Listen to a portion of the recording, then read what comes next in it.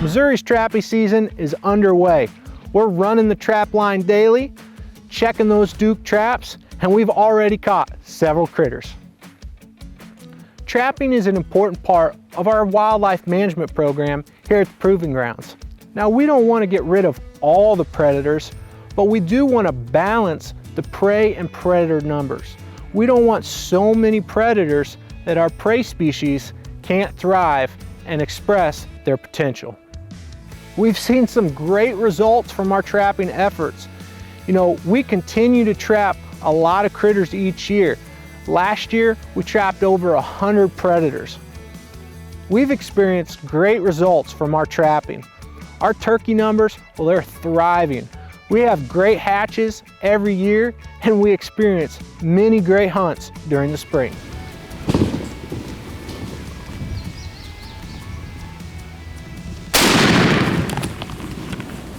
Our thriving turkey population, well, it's the result of trapping combined with our improved habitat.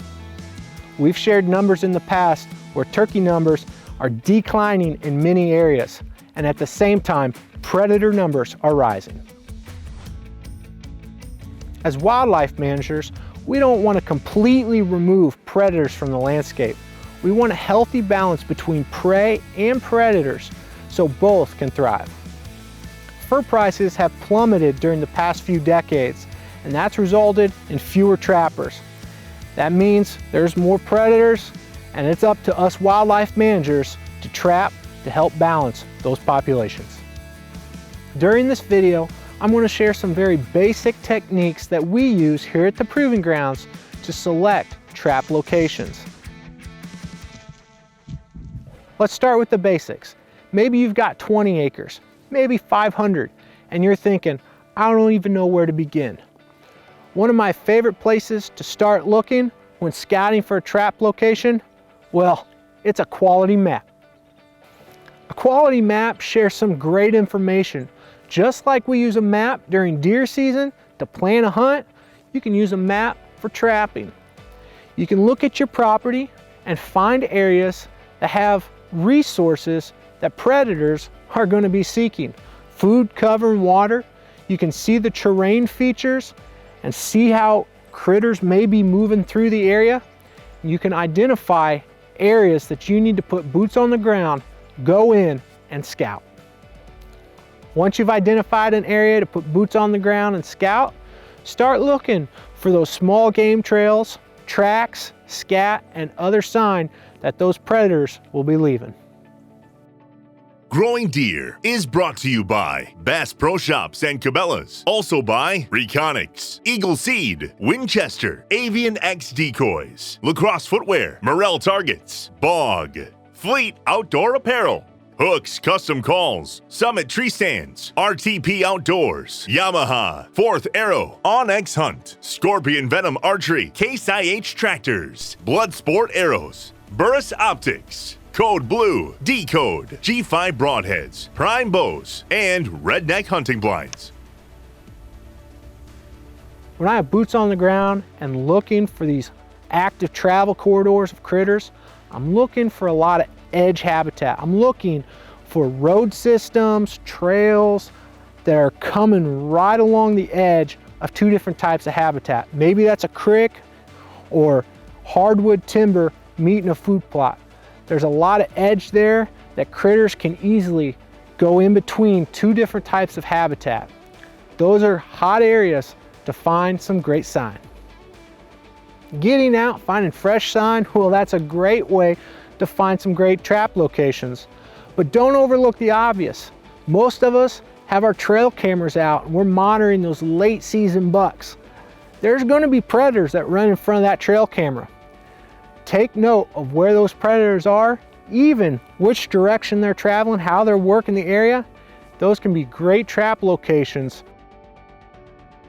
Once you find an area that has a lot of predator sign, whether that's tracks, trails, or maybe showing up on camera, there's more than just setting a trap on the ground. You got to remember, predators live by their nose. They're always looking for a meal. So you're going to appeal to their nose. If you just set a trap on the ground and you don't think about that nose, you could completely miss those critters. When you find an area that you want to put a trap at, consider how the wind and thermals will be carrying the scent in that area. You want your scent to be carried across the area that has the most traffic of predators. Predators like raccoons, possums, coyotes, they're most active at night. They're hunting, they're living by their nose, trying to find a meal. During the night, thermals are very predictable. That's when we're making most of our catches on the trap line. So we need to consider the thermals in the area where we're setting our trap. When I say thermals, I'm talking about how the air rises and sinks based on temperature. Warm air is going to rise. Cool air is going to sink to the lowest point. A great example of this is a video we took just a few days ago during a deer hunt. It was extremely cold that morning, and that cold air was falling off the mountain and being sucked down the creek to the south. That cool air sucking down the creek, that's what's happening at night. But this video is a great example of what happens once that air starts to rise. You can see the air being sucked down the creek, but the air is also warming up. So it's still kind of rising up as it's being sucked to the south. So when you go to set your trap at your location, place it on the high side of where you believe critters are going to be traveling. Consider the predominant winds. Is it north, south, east, or west? And then pair that with thermals. At night, those thermals are going to sink down the terrain, and that's going to pull your scent across the trail that you believe those critters are crossing. If you're on the other side of the trail and your scent is going away and not crossing that trail, you may catch a critter or two, but you're likely not going to catch near as many because that scent is not crossing that trail. Finding locations and intersections where there's a lot of activity. Back behind me we've got a creek and two roads crossing. Well, that's just a great intersection.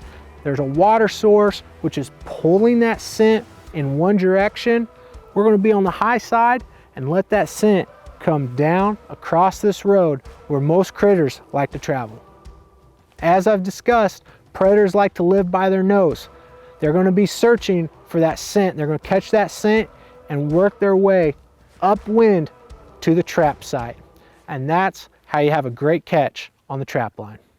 In summary, when selecting a trap location, I like to look at a map, that 30,000 foot level.